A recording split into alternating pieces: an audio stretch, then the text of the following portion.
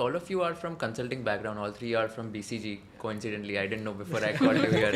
But so is it like consultants are always preferred like to get into private equity? Like is it like the route to get into private equity? Is it mandatory that okay, if consulting is there, then the route becomes easier, or like what are your thoughts?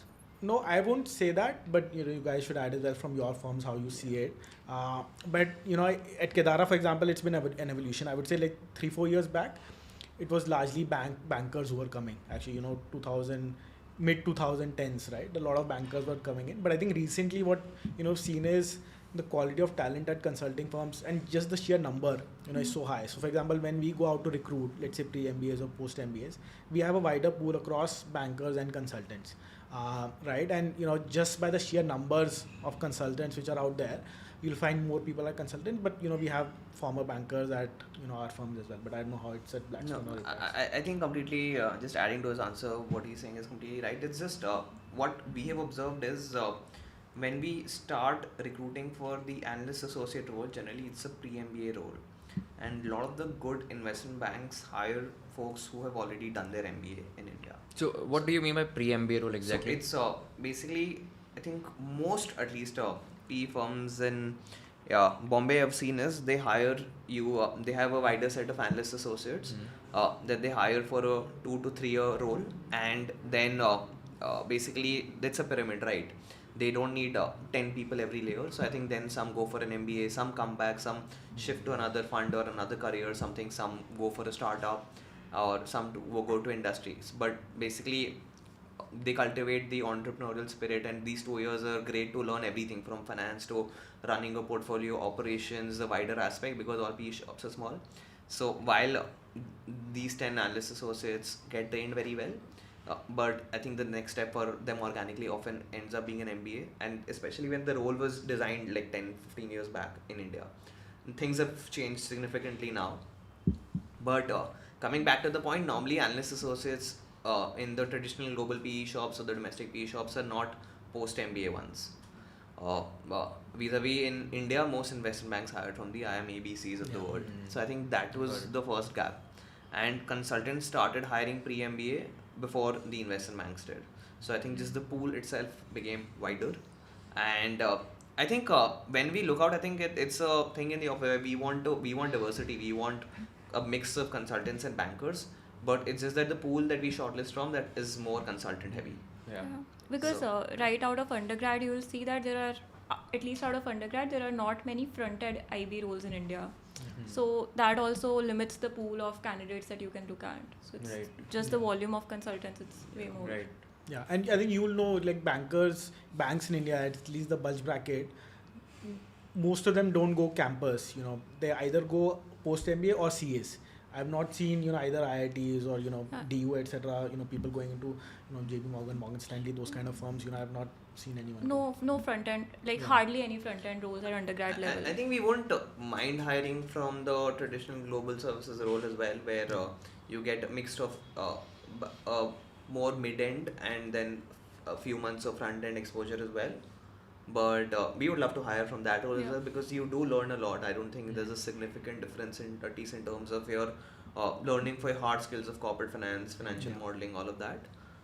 But it's I mean there shouldn't be, is my point of view. There shouldn't be, if someone's working in a Deutsche or JP Morgan in the Yeah. middle role, supporting a team based out of Europe or Hong Kong, but is doing the same work. I think Right. we'd be happy to hire from that set as well, provided Right. they have the education pedigree. That Right. yeah. Fair. So both of you have not done your MBA, right? So No. Karthik, you've done from IIM Ahmedabad, Yeah. and so did you also join this as a pre-MBA role at your funds also? Yeah. Okay, got it. And can you explain, like, if after 2 years or 3 years, is it mandatory for the person to go for an MBA, or can the person still stay in the fund and like do the journey? Because the point here is that after MBA, also after 2 years MBA, like if they want to get into PE, ultimately they're already in a private equity, which is the one of the most high paying jobs. So I'm trying to understand what is the use of an MBA now for 2 years if they want to get into PE only ultimately. I think that's a question I've also been debating. I think everyone goes through in their life. Everyone's debating. I think if you look maybe 5-10 years back, it was very different. The setup was very different, where people would prefer global MBAs. But if I look today, it's changing. If like Indian markets are still say few years behind US, Europe, where the trends have already changed, where there a lot of firms offer track roles, because at the end of the day that experience is also very valuable. So at least in here now things are changing, where some firms are now open to giving track roles without an MBA. What but is it's the track still, role? Track role is basically that you don't going for an MBA is like you completed say your 3 years as associate, then you go for MBA for 2 years. It's not necessary that you have a return offer from your fund, and you can continue in the same fund as VP, and so Yeah. so you might go for an MBA, then you'll have to sit for recruiting again, get a job back. Track role is basically where they say it's okay, you don't have to go for an MBA, you can continue, you can grow into the next layer in the organization, you can become a VP or and grow without an MBA. So that's like a track role. Okay. And this depends, like this is again mutual, like subject to performance of the candidate. Subject to and- performance, subject to some firms can have internal like restrictions that it's a policy that they want a MBA. Some firms are more open to it. So it's very firm dependent, and there's no like industry rule of thumb on it.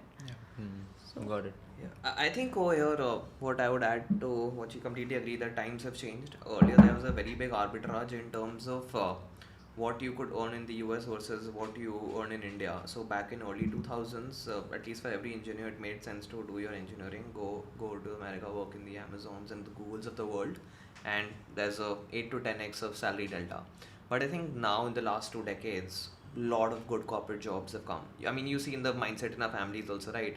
Versus what we had for entrepreneur, everyone was like, job mat karo, apna kaam karo. And that was looked upon because the good jobs are not here. But that changed significantly. All of us have felt that now that stigma of doing a job is not there because the good jobs are here in India. So I think that changes things towards the importance of an MBA. Now, how I would want to decide MBA is what I want out of an MBA. One is if it's a geography change. One is if I want an industry change. 3 is I want to work on my networking and social communication skills. 4 is if I just want to take a break or I don't know what I want to do. 5th is if I just want to have fun, 2 years of vacation and like just traveling. Yeah. So I think if you have Karthik to, is smiling. We'll talk about that also. yeah. So I think you have to decide what you want out of it. Yeah. So I think when I was deciding, I think I didn't want any of these 5 things. Actually, so it was not even a decision. So I think that's why I took a call that I don't want to. But I think then what if I'm not doing an MBA? So then the other thing is when it comes to track is how that option is there to continue is also sometimes many things have to fall into place. One is you have to like where you are, you have to like the firm, you have to like the people, you can see you can have a career over here. 2 is they have to like you back. Yeah. 3 is there can be a match where both of you like each other, but there's no open. 3rd is there has to be an opening. Firm is looking to add a headcount in that senior role. Sometimes you can be the best associate, people can love you back, but there's just no opening over there. So I think the team is full. So And I the think team size are too small team sizes also. are small. These are small shops. So it could be a possibility where you're great, but things so there the luck factor definitely comes in. And so it's multiple factors. There's no straight answer, but you have to think across these various facets. And it could be later that 5, 6 years later, I've decided today to not do an MBA. 6, 7 years later, I want to go for a role, but they might have a requirement of an MBA or might not. So, but the thing is, you can't then go back and regret. Once you've taken a decision, just be with it. Whatever you deserve, you will get. What falls out, just be happy with it and don't question yourself and your decisions that you took in the back. I think you have to have that mindset. Right. You should have. Yeah, no, I think even at Kedara, you have had various cases, right? People who have gone on their track roles and they're doing very well. People who've gone for their MBAs, gone into another sector. People who've gone for their MBAs and are now coming back to Kedara. And people have gone for their MBAs and switched to another, sort of role completely, right? So it's completely an individual choice, right? People, for example, a very, very close friend was at Kedara. He did his MBA from Harvard and is now coming back and joining Kedara after that. He wanted to try out something else, he wanted to try out public market investing. He did that over his summers. He realized he didn't like it as much and thought he wants to come back to India, and so he's joining Kedara back. The other thing is, after an MBA, what you'll realize is if you want to do private equity, people who've had undergrads in India and experience in India, they don't really get private equity jobs in the US. That's a big, there's so many people who've gone with their pre-MBAs and all of them, if they're looking to come back to India, the jobs are not that many, right? So they are also, some of them are also struggling. So and then if you've spent that much amount in a foreign MBA, and if you're struggling, then it does something to your head as well, right? So it's a very conscious choice one should make. I was laughing at what the Divyansh was saying in terms of the fun part, because I've had so many batchmates who've gone for those MBAs, and my Instagram is just full of travel to Colombia, Brazil, Argentina, and the most exotic places. These friends who are not active on Instagram at all, and suddenly they have 5 picture stories a day, and they're gone for their MBA. They want to show everyone I'm living the good life. Everyone's going to South America, because that's not something that you'll go from India ever, right? And from US, it's direct flights everywhere. So the entire South America is covered by all MBA people who are going. Right, got it. If you learned something new from this video, do share it with your friends and subscribe to this channel so that we can bring you the best content possible. Also, if you want to watch this entire episode, click on the link in the description box and you can go to Kushal Lodha YouTube channel and watch the entire podcast episode. Thank you so much for watching this and have an amazing day.